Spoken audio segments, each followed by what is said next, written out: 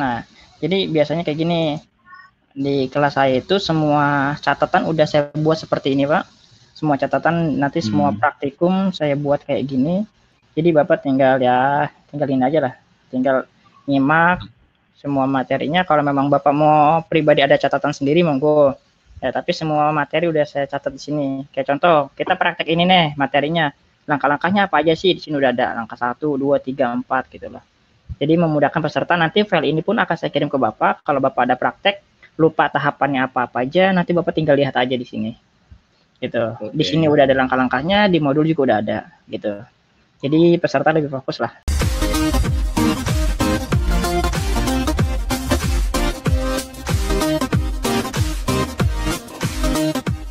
Nah, oke, bismillah, kita lanjut ya. Oke. Terima kasih banyak sebelumnya nih Pak, saya ucapin karena sudah mempercayakan ahmadsuryadi.net sebagai media perantara untuk pembelajaran mikrotik ya.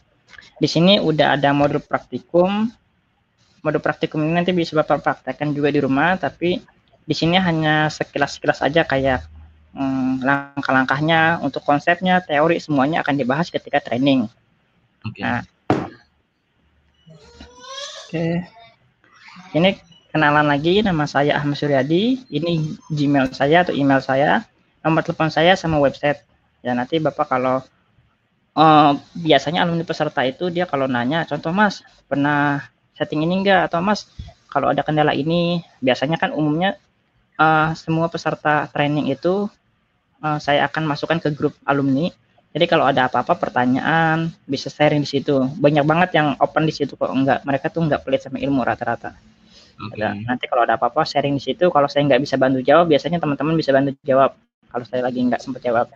Nah, kalau ada jawabannya di saya kebetulan dan saya udah bikin artikel, saya biasanya nge-share link.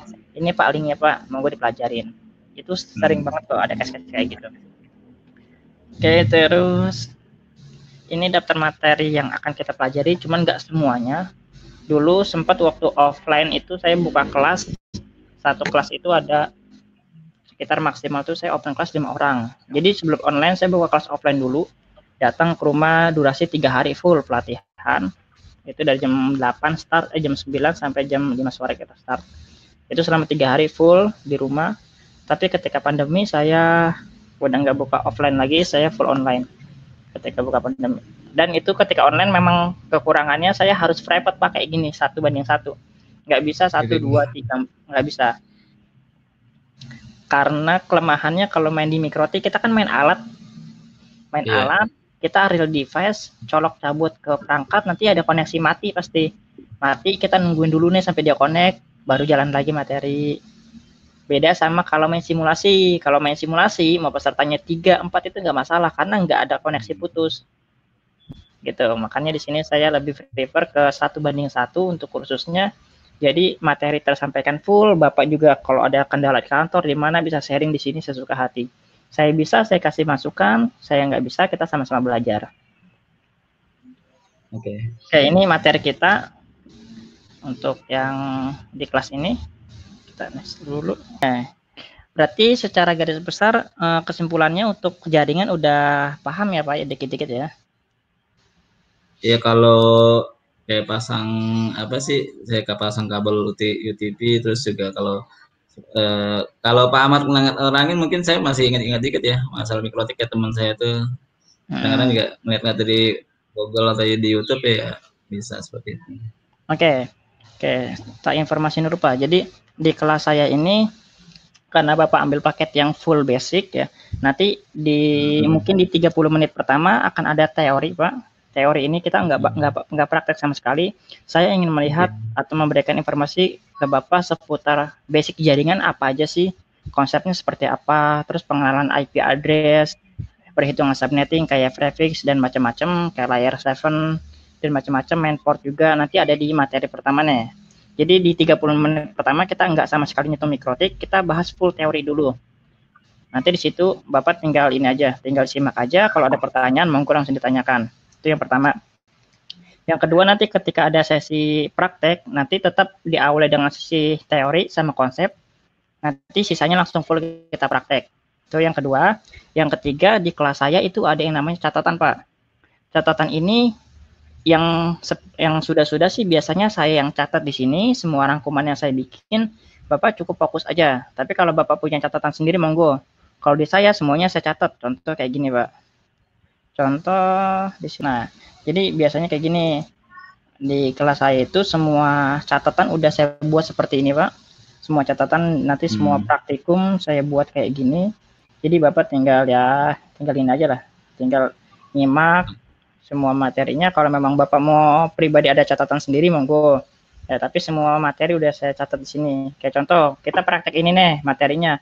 Langkah-langkahnya apa aja sih? Di sini udah ada langkah 1, 2, 3, 4 gitu lah. Jadi memudahkan peserta, nanti file ini pun akan saya kirim ke Bapak. Kalau Bapak ada praktek, lupa tahapannya apa-apa aja, nanti Bapak tinggal lihat aja di sini. Gitu. Okay. Di sini udah ada langkah-langkahnya, di modul juga udah ada gitu. Jadi peserta lebih fokus lah. Sip. Oke, bismillah, lanjut langsung masuk ke materi, Pak ya. Nah, di sini ada asumsi jaringan komputer pada kehidupan sehari-hari. Kalau secara sederhana ketika kita bicara jaringan komputer, itu sama aja seperti kita membuat sebuah jalur atau membuat sebuah jalan.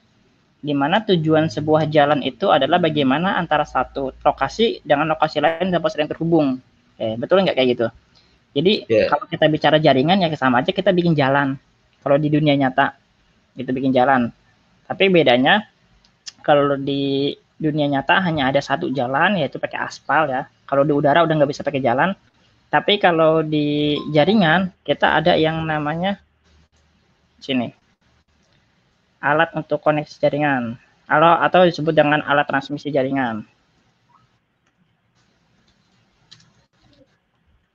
Transmisi jaringan. Oke. Yang pertama kita bisa pakai kabel. Yang kedua bisa pakai kabel. Sampai sini udah tahu Pak ya? Kalau kabel biasanya yang Bapak ketahui kabel ada apa aja Pak? Kabel apa aja? Di jaringan komputer yang Bapak ketahui. Kabel untuk jaringan yang Bapak ketahui apa aja? Kabel modelnya atau gimana ya Mas? Kabel jaringan ya kayak modelnya. Bukan merek ya, model atau jenis kabelnya, jenis kabel. Kan ada yang bukan yang ini ya, yang Cat 5, Cat 6 gitu-gitu ya, bukan? Ya, itu salah satu seri Cat 5, seri 6. Ada kabel itu mungkin familiar kata UTP. Oh, UTP, oke. UTP, ada FTP, ada STP, ada fiber. Ada zaman dulu koaksial. Koaksial, oke. Yang familiar di kita sekarang itu ada UTP. Udah kalau kabel FTP dan STP udah tahu Pak? Belum ya. Kabel ini. Kalau fiber koaksial kan ya udah ini juga ya. UTP, fiber, koaksial tuh tahu lah insya Allah tuh. Oke. Kalau untuk FTP sama STP itu dia seri dari UTP juga sama, hanya aja berbeda di sisi pembungkusan Pak. Bungkusnya beda. Oh. Kalau di UTP itu biasanya ketika Bapak ngupas kabel dia langsung ketemu sama si kabelnya, betul. Bapak ngerimbing kabelnya ya, pas Bapak kupas kabelnya langsung ada kabel-kabelnya putih oranye, putih hijau, biru gitu ya. Tapi kalau Bapak FTP dia ada lapisan foilnya, kertas atau plastik. Jadi ketika Bapak kupas kabel di belakang kulit kabel itu ada plastiknya. Habis plastik baru yang namanya kabel. Oh gitu. Itu kalau STP dia lebih rumit lagi, dia lebih tebal lagi lapisannya. Jadi FTP itu ibaratnya kalau dibilang level ya, UTP itu level paling bawah, level keduanya ada FTP untuk sisi security-nya, maksudnya security dari sisi kekuatan kabelnya. Yang ketiga ada STP, gitu. STP sama FTP ini rekomendasi kalau Bapak memasang kabel di area luar. Contoh kabelnya misalnya di luar ruangan yang ngebentang gitu, kayak yang buka RT RW net contoh, dia kan kabelnya bentang di luar ruangan kan. Nah, itu dia minimal banget kalau bisa sih pakai FTP yang ada pelapis kabelnya. Jadi ketika ada panas atau ada apa, nggak langsung rusak kabelnya, tapi yang di hit pertama kali adalah pelapis kabelnya. Itu sama aja. Harganya pasti beda karena dari sisi security kabelnya beda, Pak. Beda ya. Ibaratnya kayak pelindung-pelindungnya beda. Jadi semakin kemarin makin mahal. UTP ibaratnya seandainya dihargain UTP 300, FTP 400, STP 500. Gitulah kurang lebih. Oh gitu. Seandainya kita mau hitung range harga, yang jelas lebih mahal yang STP. Oke, ini kalau untuk kita bicara kabel ini UTP ya, UTP, FTP atau STP, dia dikenal dengan istilah CAT. Ada CAT 5. CAT 5 itu dia untuk bandwidth-nya dia 10 sampai dengan 100. 100. Nah, kalau untuk yang CAT 6 berapa, Pak? Tahu? Dia sampai 10, 100 dan Sampai 1000. 1000. Jadi kalau Bapak nanti buka jaringan di sekolahan, ini harus dipertimbangkan juga Pak perihal bandwidth-nya. Kalau bandwidth Bapak memang lebih dari 100 MB, jangan pakai kabel yang Cat 5. Kalau bisa pakai yang Cat 6. Kenapa? Throughput-nya nggak sampai, kasihan. Bapak punya bandwidth 200, 300, tapi Bapak pakai kabelnya yang throughput-nya cuma 100 MB, ya nggak bisa. Nggak maksimal jaringan Bapak. Gitu. Jadi kalau bisa pakai yang throughputnya sesuai dengan kemampuan, kayak Cat 6 bisa sampai 1000 Mbps atau 1 GB. Oh gitu ya. Iya. Saya makanya 2 sih Mas. Ada tapi saya belum bisa bandingin sih emang. Nah, saya kira dari apa port LAN yang pakai gigabit ya itu yang jadi maksudnya buat ngaruh jadi ngalirin jaringan internetnya lebih lancar. Bukan berarti ya? Itu dari kabel juga ya berarti ngaruh ya?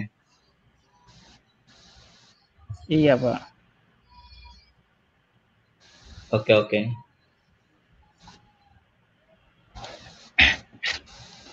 Oke.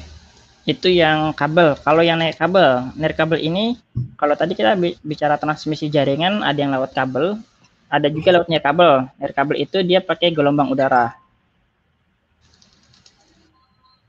Nah, gelombang udara dia mainnya itu frekuensi. Sini. Untuk frekuensi jaringan yang ada sekarang yang umum banget dipakai ada jaringan 2 atau 2,4 sama jaringan 5. 5 ini banyak Pak, contohnya salah satunya 5,8. Gitu. Ada frekuensi 2, ada frekuensi 5. Frekuensi 2 ini frekuensi yang paling banyak digunakan saat ini. Dan untuk kalau frekuensi 5 masih sedikit yang gunain. Jadi ibaratnya dia masih apa ya? Masih kalau diasumsikan seperti jalan raya ini dia masih lowong lah, masih nggak terlalu padat. Gitu. Untuk frekuensi 5. Handphone yang sekarang ada terus sama alat-alat pemancar jaringan kalau yang indoor umumnya dia pakai yang frekuensi 2. Tapi handphone sekarang juga udah banyak sama frekuensi 5. Salah satu kelemahan pakai nirkabel ini, Bapak harus perhatikan ketika Bapak setting jaringan pakai nirkabel, contoh Bapak mencari akses poinnya di gedung A, ya, atau di lorong lah, contoh di kelas ya, di kelas ada 10 kelas, satu lorong, ternyata ada 3 akses poin, itu frekuensinya harus diperhatiin Pak. Frekuensinya, misalnya yang akses poin 1 frekuensinya 2,8, contoh. Frekuensi 2 jangan sampai sama, kalau sama nanti dia interferensi, tabrakan sinyal. Impact dari tabrakan sinyal itu bisa nanti pingnya tinggi yang berakibat jadi lemot. Gitu. Oke, ini cuman teori dasar aja, Pak. Sampai sini ada pertanyaan, Pak? Kalau kan saya di sekolah juga pakai Unify Mas, yang dia udah ada mikrotiknya langsung ya. Nah, itu maksudnya kalau dipakai saya pakai kan 2 nih, My Republic sama IndiHome. Masih kalau Republic 50 mega terus IndiHome 100 mega. Nah, untuk WiFi sebenarnya saya pakai Unify itu untuk WiFi-nya udah besar tuh saya pakai IndiHome, cuma kenapa masih lemot ya? Apa itu karena di settingan Unify-nya apa jaringannya sama ya? Oke, bentar Pak. Apa memang oke. Yang saya bentar Pak. Di Bapak ada pakai mikrotik ya? Unify itu jadi dia udah bisa ngatur sendiri bandwidth belum? Oh, berarti belum pakai mikrotik di tempat Bapak? Iya, bukan pakai mikrotik. Mikrotik kalau pakai buat jaringan UNTK aja Mas. Nah, topologinya gimana Pak? Contoh di sini ada 2 ISP ya, 1 ISP sama 2, betul nggak gini? Iya. Nah, 2 jalur ini masuk kemana? Jadi kalau yang 1 ISP itu kayak My Republic itu saya khususin buat LAN, buat jaringan pakai LAN. Dia masuk ke switch berarti dia jadi LAN ya? Nah, Oke. Yang satu lagi? yang satu lagi yang main di home itu saya khususin juga buat wifi. Oh, Tapi kan ini oh, IndiHome. Tapi oh kan beda. gini Mas Nah, Ahmad. Jadi kadang-kadang kan IndiHome kan tahu sendiri ya, lagi padat begini kan nah, kadang-kadang ngehang tuh ya. hmm. Kadang-kadang kalau mau lagi responnya, wah ini internetnya lemot, nah kadang-kadang saya pindahin semua tuh Mas. Yang dari IndiHome tuh saya langsung pindahin aja. Yang IndiHome semuanya dipindahin ke My Republic. Betul. Jadi My Republic berapa ini? 50 MB ya? 50 MB. Kalau yang IndiHome? Indium 100 MB. Tapi kan kalau Republik kan dia katanya kan 1 banding 1 ya, atau misalnya bukan apa namanya, Indium itu apa namanya ya? Eh kuota aja apa gimana sekolah kuota Mas? Saya lupa ya. Oh, PUP. Iya, Apa iya namanya PUP. ya? Nah, PUP. Kalau Iya FUP ya. Iya iya FUP. Kalau FUP. Republik katanya nggak ada FUP-nya, nggak ada. Nah kalau Indium kan Hmm. FUP-nya ada, jadi kalau bisa dipakai banyak ya makin makin kecil kan dia gitu. Hmm. Nah, tadi kendalanya ketika Nah, kendalanya gimana tadi? ya jadi kalau keseringannya di saya tuh IndiHome tuh bermasalah. Nah, jadi Nah, kalau misalnya bermasalah langsung saya cabut tuh yang apa switch-nya yang buat khusus WiFi IndiHome ke UniFi, hmm. langsung saya ini aja langsung saya klik aja di ini di mana di switch-nya Melo Publik juga gitu. Jadi semuanya bareng di Melo Publik. Nah, pertanyaannya sekarang, yang akses ke jaringan itu berapa banyak? Pakai LAN ya, berarti jaringan ya. Pakai LAN sama pakai UniFi. Kan UniFi-nya wireless-nya udah masuk ke Republik semua. Kalau enggak, kalau UniFi itu dia masuknya kalau lancar ya, kalau lancar itu IndiHome saya masukin ke IndiHome khusus. Jadi udah UniFi semuanya IndiHome aja udah. Nah, Oh, kalau yang My Republic itu semuanya pakai jaringan LAN semua. Kalau ditotalin sih kan kita ada 28 guru Mas. Ya kali hmm. mungkin kali dua aja tuh. Mungkin dia pakai laptop juga, pakai handphone juga. Jadi sekitar 56 orang lah, 56 Eh, perangkat lah gitu ya. 56 perangkat ya. Ya kalau Harusnya misalnya taruh lah ya 60 orang lah ya gitu ya, tiga ya. puluh tiga puluh orang sama OB-OB-nya gitu dikali dua, mungkin dia punya handphone atau punya laptop dikali Hmm. dua 60 perangkat. Oke, kalau 60 orang harusnya pakai IndiHome sendiri di UniFi udah cukup, Pak. Karena saya udah coba juga dulu pakai 100 MB, itu 60 orang itu masih lancar. Kalau seandainya di IndiHome doang, selama PUP-nya belum kena ya. Karena kalau PUP-nya kena, dia turun 50%. PUP pertama, PUP kedua, dia akan turun jadi 20% di IndiHome. Contoh Bapak speednya 100 MB, Bapak udah melebihi limitnya 100 MB kan limitnya 2000 giga, ya kan? Hmm. Nah, ibaratnya kuotanya lah kalau bahasa kita. Ketika Ya, kuotanya udah ya. melebihi 2000 giga, dia akan kena PUP pertama. Speed Bapak bukan 100 lagi, jadi 50 MB speednya. Nah, ketika udah melewati 3000 giga atau berapa saya lupa juga, dia speednya jadi 20 MB speed Bapak. Nah, 20 MB ketika di hit sama 60 orang jelas nggak dapat. Mungkin salah satu faktornya lemotnya di situ. Ya, itu yang pertama. Kalau yang kedua, seandainya Bapak pindahin ke LAN, takutnya salah ini karena 50 MB dibagi 60 normalnya sih masih bisa normalnya. Tapi mungkin impact karena ada yang download atau ada yang apa, kita nggak tahu juga. Tapi kalau kita bicara normal ya, seandainya speed 100 nih udah maksimal Mas. Speed 100, di hit 60 orang. Harusnya normal ya, kita bicara normal. Tapi ternyata ada gangguan lain, contoh kayak tadi tabrakan frekuensi, itu bisa jadi juga masalahnya Pak. Bikin ping tinggi, itu bisa jadi. Sama si Oh UniFi gitu. sendiri, dia punya kelemahan. Kalau satu perangkat di hit banyak device, satu UniFi, dia bisa lemot juga. Gitu. Jadi contoh satu UniFi nih di hit sama lebih dari 30 orang, ini pengalaman saya itu dia bukan cuma lemot, dia bisa bikin RTO, Pak. Oh gitu ya.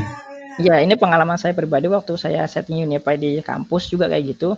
Satu kampus itu kan kurang lebih ada 30 orangan. Ternyata masuk satu aja saya tambahin orang nih, masuk satu ke perangkat itu pas saya ping RTO.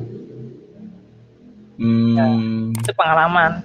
Jadi memang si device sendiri memang punya kemampuan dan kekurangan sendiri Pak. Walaupun dia perangkatnya mahal, tapi pengalaman saya sih pernah nyoba gitu. Karena UniFi yang biasa itu dia memang mampunya di hit kalau di ininya ya, di teorinya itu bisa sampai 50. Kalau yang udah APAC dia bisa sampai hampir 100 gitu kan ada tuh ya kan. Yang HD bisa sampai 500 itu kan dari sisi teori. Sisi prakteknya kita lihat gimana gitu. Kalau saya sih gitu, dulu pernah ngalamin kayak gitu. Tapi kalau memang Bapak rasa speednya masih full nih, masih bagus, masih belum kena puk, tapi lemot, coba cek lagi di frekuensi. Di controller UniFi kan ada tuh, yang AP ini pakai frekuensi berapa, AP ini pakai frekuensi berapa, kan kelihatan. Kalau nggak salah sih masih 2,4 semua, masih itu kan memang frekuensi 2,4 Pak, tapi maksudnya gini, 2,4 itu kan dia ada batas-batasannya Pak. Nah, bentar, saya tunjukin di sini. Ini kita frekuensi 2,4. Kita lihat gambarnya aja biar enak. Nah ini Pak, kelihatan Pak gambarnya. Nah ini frekuensi Pak, dia ada 2,4, 2,41, 2,42, 2,43, kelihatan ya? Iya. Nah ini batas interferensi Pak. Ketika Bapak pas di AP pertama pakai 2,4 doang, di AP kedua yang lokasinya berdekatan jangan pakai 2,42, minimal Bapak pakai 2,43. Oh gitu. Kalau ketika Bapak pakai 2,41, di sini akan tabrakan. Di sini kan ada garisnya nih. Nah, di tengah-tengah ini yang akan terjadi interferensi. Dia bingung nih, dia mau lempar kemana posisinya. Gitu. Kalau UniFi kan itu kan masing-masing, sorry Mas Ahmad. Kan kalau saya taruh kan di masing-masing lantai ya. Kayak UniFi saya taruh di UniFi pertama saya taruh di lantai 1. UniFi yang kedua saya taruh lantai 3, UniFi yang ketiga saya taruh lantai 4. Itu dia tetap ini ya, kalau jarak kayak gitu masih tetap bisa bentrok gitu ya? Oh, kalau udah kayak gitu enggak harusnya, Pak. Enggak harusnya ya. Seandainya bentrok pun dia kecil dapatnya karena udah ke hit sama tembok. Ya, kan kalau kita di lantai 1, yang lantai 3, lantai 4 kan nggak kelihatan. Itu udah enggak. Berarti memang masalah di bandwidth mungkin, Pak. Oh, bandwidth ya. Kalau udah kayak gitu udah enggak sih. Kecuali kalau tadi kasusnya yang saya bilang, Bapak ada satu lorong, ternyata satu lorong itu ada 2 atau 3 UniFi, itu harus diperhatikan. Oh gitu. Kayak saya satu lorong itu karena saya pakai TP-Link dulu di tempat lain juga, satu lorong ada 2 atau 3 TP-Link, nah itu yang harus diperhatikan Pak, frekuensinya kita atur lagi. Oh gitu. Okay. Kalau udah terhalang kayak gitu mah nggak masalah sih Pak. Gitu. Oke, ini kita frekuensi clear Pak ya. Untuk transmisi ya. Oke, siap. Di sini arsitektur jaringan, kalau kita lihat di sini ada yang kabel, ada nirkabel. Mungkin Bapak juga udah familiar lah kayak gini. Kita opsi layar kita bahas nanti pas lagi praktek sekalian. Oke, kita berbicara next ada di pengalamatan jaringan. Hitam. Alamat pada jaringan komputer. Nah, alamat pada jaringan komputer itu yang pertama ada IP address. Yang kedua ada MAC address. Yang ketiga ada port. Oke. Untuk di IP address gimana Pak? Bisa di ini? Mungkin IP address 192. 192 gitu ya? Ya. Yang Bapak tahu IP address itu apa? Kalau maksudnya apa tuh? Pengertiannya gitu? Pengertian IP address. Kalau 192 itu kan contohnya, ya kan?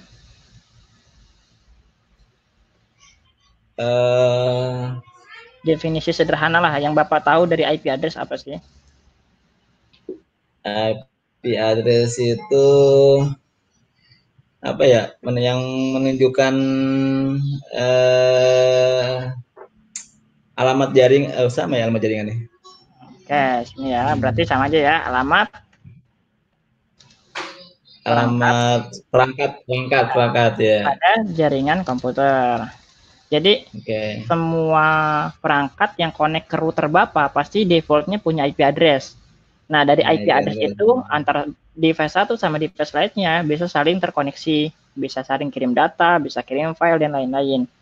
Nah, jadi semua alamat perangkat dalam jaringan komputer disebut dengan IP address. Oke, sampai sini clear Pak ya?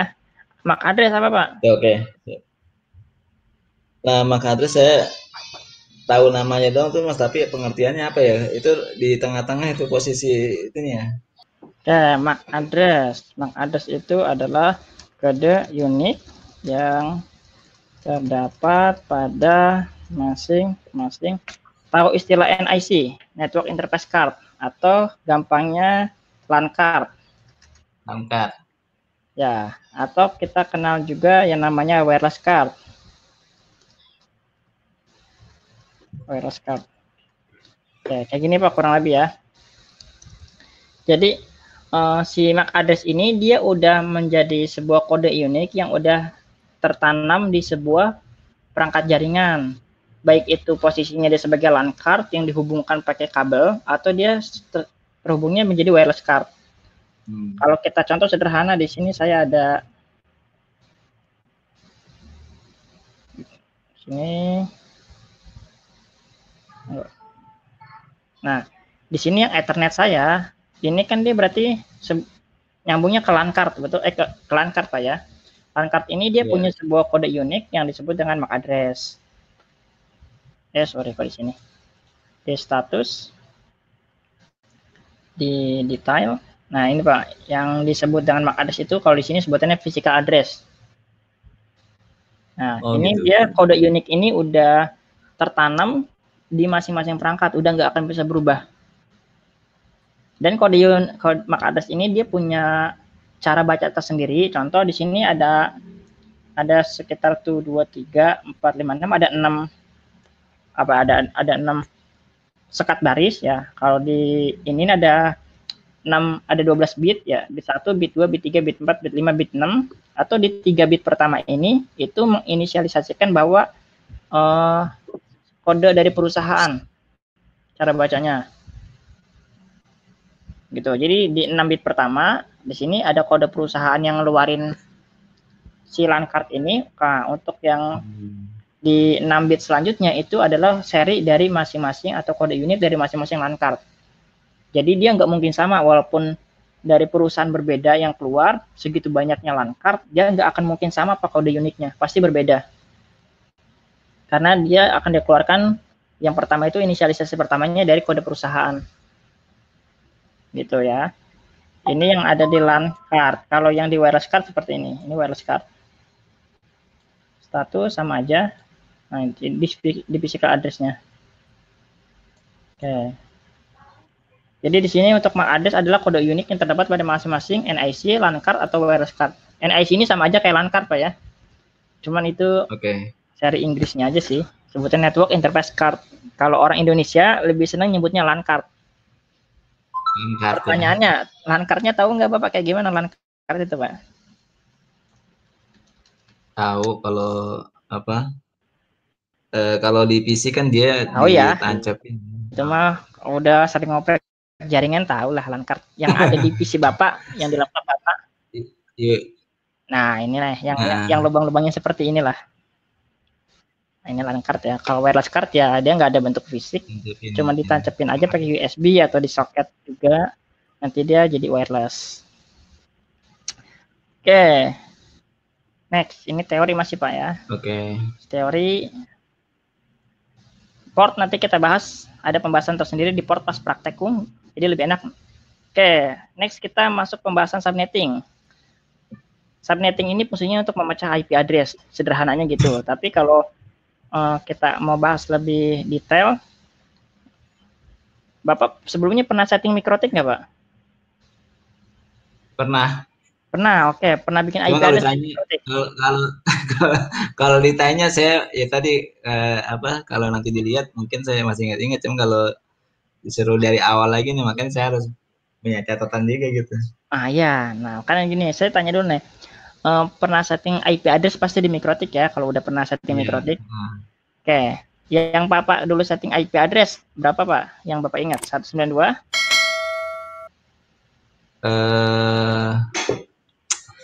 Kalau nggak. Oke, kita ambil sampel gini ya, 192, 168. Contoh di sini 10.1/24. Ya. Di Mikrotik ada sebuah settingan khusus, ya ini dikenal dengan istilah prefix. Ya, prefix ini nih Pak, /24. Ini namanya prefix. Beda sama di perangkat lain. Contoh kalau kita setting jaringan di laptop itu nggak perlu prefix Pak. Klik kanan, properties. Ya, di laptop juga kan sama setting jaringan juga. Kayak gini kan, ini IP address juga kan. Di sini nggak pakai slash, kita nggak boleh pakai slash di sini. Kalau kita pakai slash itu pasti salah. Nah, dia sebagai gantinya apa? Sebagai gantinya adalah subnet mask. Sebenarnya prefix itu adalah sebuah inisialisasi dari subnet mask. Nah, oke, kita bicara settingan full di Mikrotik. Di Mikrotik, Bapak kalau setting IP address wajib pakai prefix. Kalau nggak pakai prefix, berarti Bapak IP-nya berdiri sendiri. Kita bahas prefix dulu. Fungsi prefix apa sih di Mikrotik? Ini bagi apa? Prefix ya. Prefix adalah prefix. Entah pakai yang hitam, yang pakai yang putih. Prefix ya, digunakan untuk menentukan jumlah user pada IP tersebut. Jumlah user yang dapat ditampung pada IP tersebut. Nah ini Pak. Oke.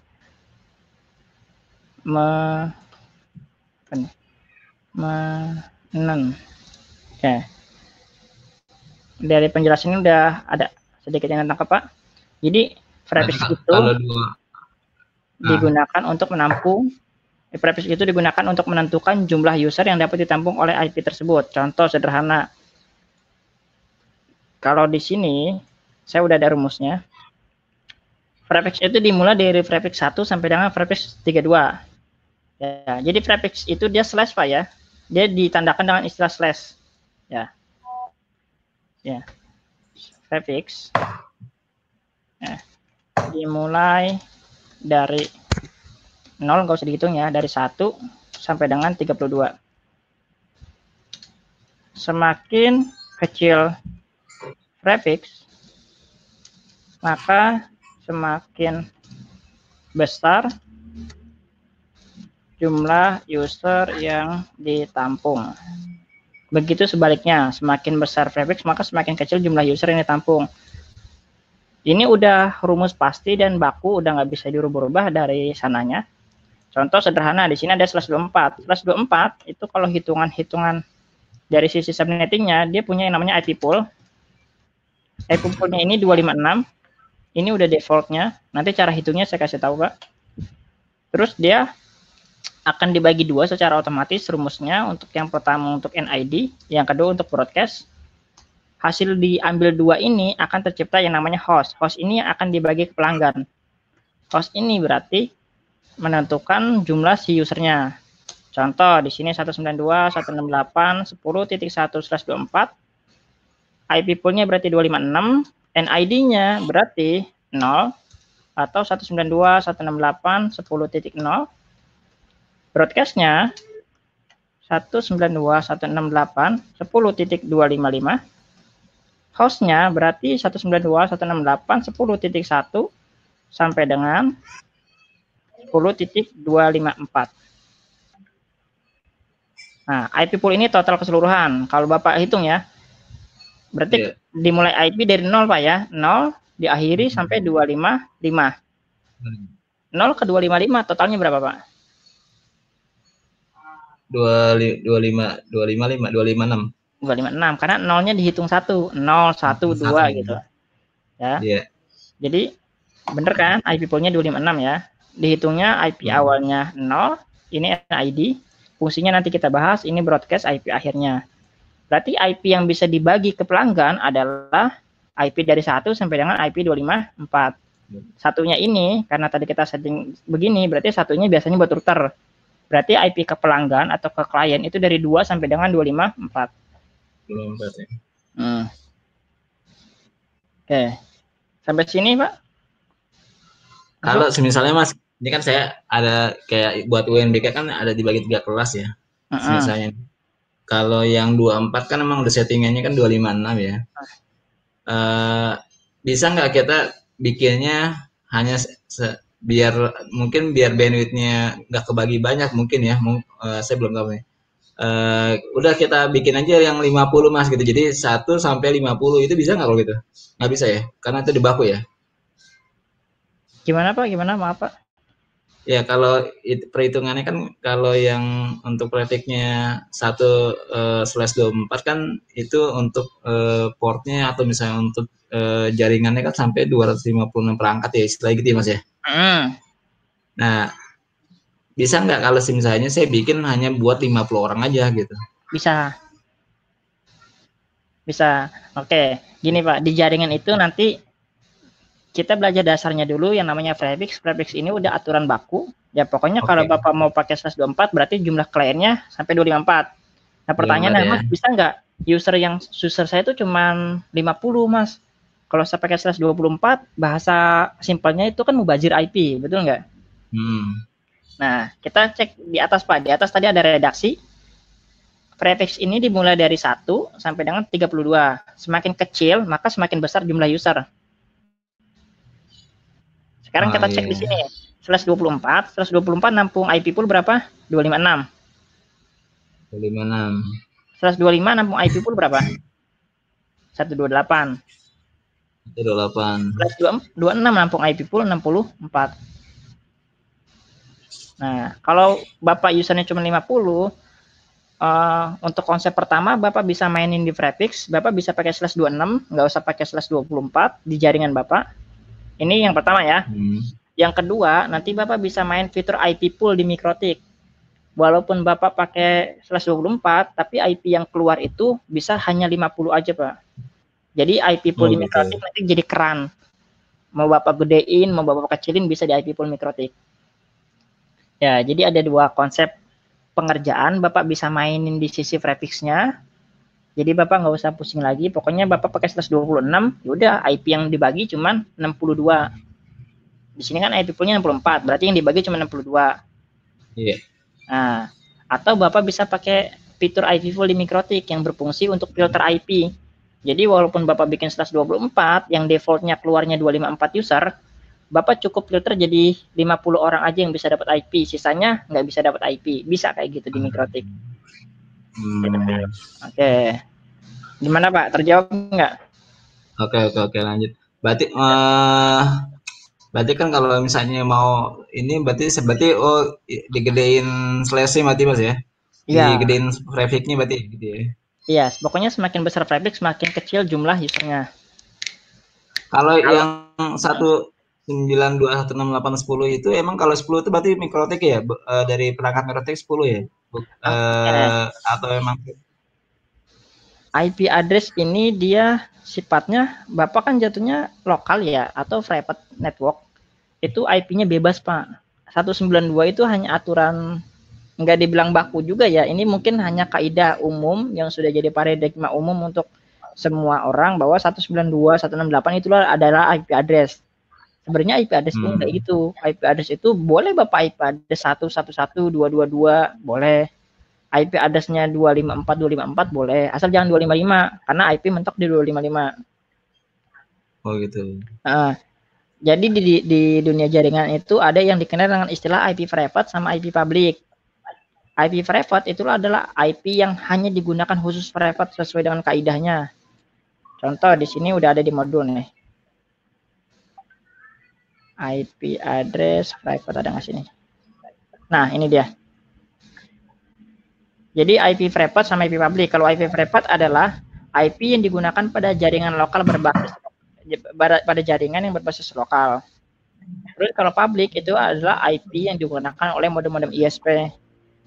Gampangnya gini, Pak. Ini range IP lokal, Pak ya. Bapak boleh pakai IP 10, boleh pakai IP 172, boleh pakai IP 192, 168. Itu bebas, Bapak mau pakai IP yang mana aja. Nggak masalah, nggak ada aturannya. Ya, karena sifatnya masih lokal. Tapi ketika IP publik itu udah aturan dari ISP. Gitu. Pertanyaannya, boleh nggak IP publik jadi IP lokal? Boleh, nggak masalah.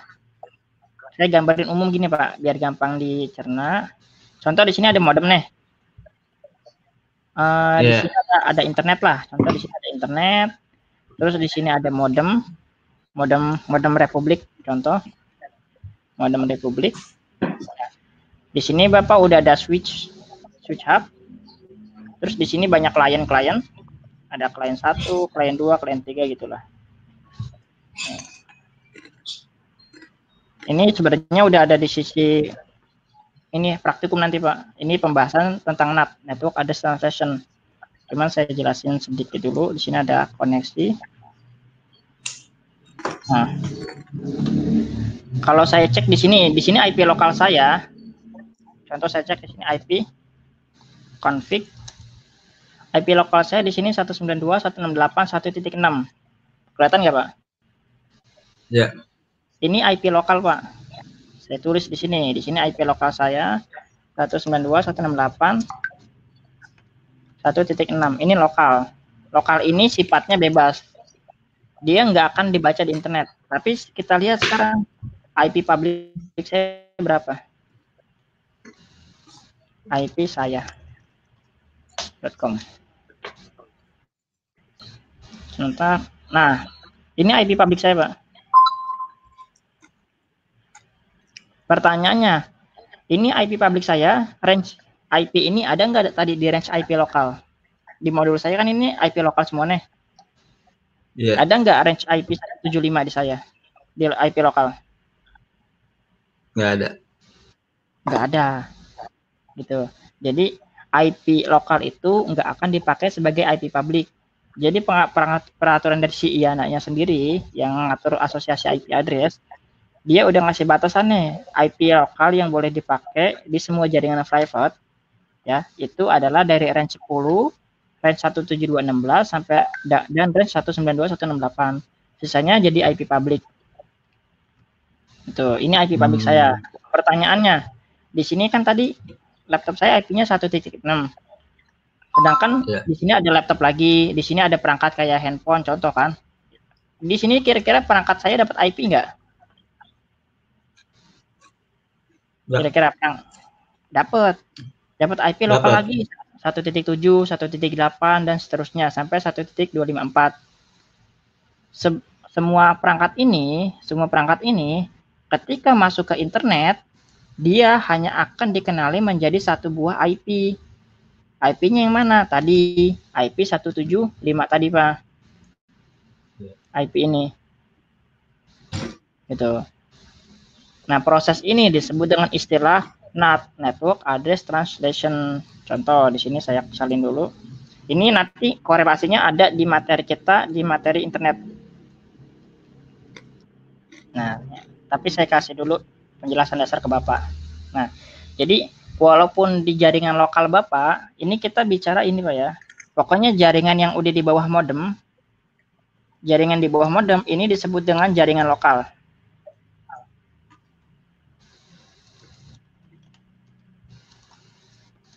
Nah, jaringan yang ke internet ini namanya jaringan publik.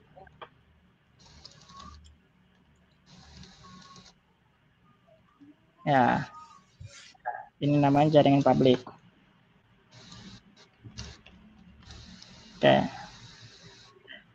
Jadi seberapa banyak pun jaringan device yang terhubung di jaringan lokal Bapak, ketika mereka semuanya koneksi ke internet hanya akan kebaca satu IP, ya ini IP publiknya.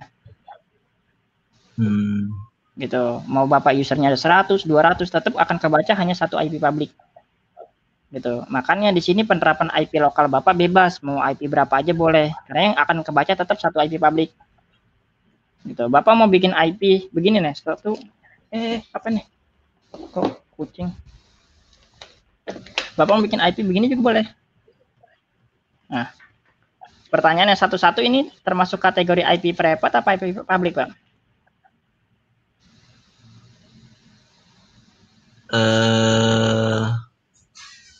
public. Public. Kenapa? Karena di kategori IP private nggak ada, betul nggak? Tapi pertanyaannya, boleh nggak Bapak pakai IP ini? Boleh. Kenapa? Karena ini adalah jaringan lokal Bapak. Karena ketika Bapak ke internet, jaringan lokal ini nggak akan sama sekali kebaca.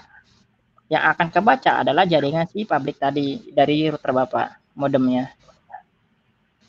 Oke, sampai sini kalau berarti itu nggak, kalau settingan satu itu settingnya dari mana Mas? Sorry Mas, mungkin panjang settingnya dari mana? Dari router. Itu dari bukan MikroTik ya itu ya? Kalau yang dari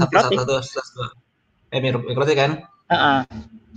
Berarti nanti yang keluar di IP lokalnya juga sama ya, 111 gitu ya? Betul. Bukan 192 gitu? Bukan. Oh gitu. Tapi orang jadi terlihat aneh aja karena emang biasanya 192, 168 gitu ya? Iya, itu karena memang lingkupnya itu familiarnya 192. Tapi Bapak kalau seandainya coba terjun ke beberapa perusahaan IT, jarang banget pakai IP 192, Pak. Oh gitu. Saya sendiri di perusahaan saya itu nggak pakai IP 192. Kita pakainya itu IP 10, 10, 123, 10, 14. Yang di luar koridor IP lokal kita pakai. Gitu. Ya, karena biasanya gitu sih, memang orang lebih ibaratnya gini ya, udah ke doktrin IP itu 192 kali ya. Gitu. Jadi hanya tahu 192. Tapi ketika kita terjun ke dunia luar lagi, itu hampir perusahaan itu, saya di beberapa perusahaan setting itu jarang banget pakai IP 192. Rata-rata mereka pakai IP kayak 10, 14 di luar IP lokal lah. Dan itu nggak masalah karena posisinya memang jaringan lokal, mereka jaringan private. Bukan IP public gitu ya? Bukan, dan itu nggak masalah. Ya, sampai sini udah sedikit open ya, terbuka ya. Iya, oke. Jadi IP nggak selalu 192. Hingga nanti cara setting IP lokalnya kalau yang satu yang mungkin yang belum familiar itu nanti ada ini kan, diajarin kan? Ada Pak, semuanya. Nanti saya mau coba gitu. Semuanya diajarin. Sorry Mas, ini kan saya juga sering pakai IP bukan pakai IP public. Jadi kan kalau di sekolah tuh ada yang kayak apa namanya ya, kayak aplikasi dari kementerian gitu ya, kayak model rapot atau misalnya Dapodik gitu kan, dia ada portnya tuh di belakangnya Mas. Nah biasanya saya buka online tuh. Nah biasanya saya untuk buka biar diakses sama guru-guru semuanya, saya pakai aplikasi Ngerok ya, ngerok.com itu. Nah bisa nggak kita bikin IP public sendiri gitu ya? Kayak tadi tuh 175 itu kan IP public tuh. Dengan net seperti itu langsung di belakangnya langsung portnya aplikasi itu bisa langsung nggak ya Mas ya? Oke, kalau pertanyaannya Bapak mau bikin IP public sendiri, jawabannya nggak bisa. Oh nggak bisa ya? Karena IP public itu sudah dari si ini Pak, dari si providernya langsung. Kita nggak bisa bikin IP public. Tapi kalau pertanyaannya bisa nggak jaring web server lokal saya diakses sama orang luar? Bisa. Gitu. Pakai IP public ISP tetap, cuman portnya bisa kita yang setting Pak. Gitu. Contoh nih, saya punya IP 175, 158, 54, 65. Ini kan IP public saya nih. Nah, ketika diakses ke 65 ini tanpa port itu akan masuk ke modem saya dong, pasti. Masuk ke modem saya. Tapi gimana caranya ketika akses ini itu masuk ke web server saya, berarti saya tambahin port, saya setting di MikroTiknya. Pakai logika, jika ada yang akses ke IP ini, tujuannya port ini akan dialihkan ke web server ini. Itu bisa.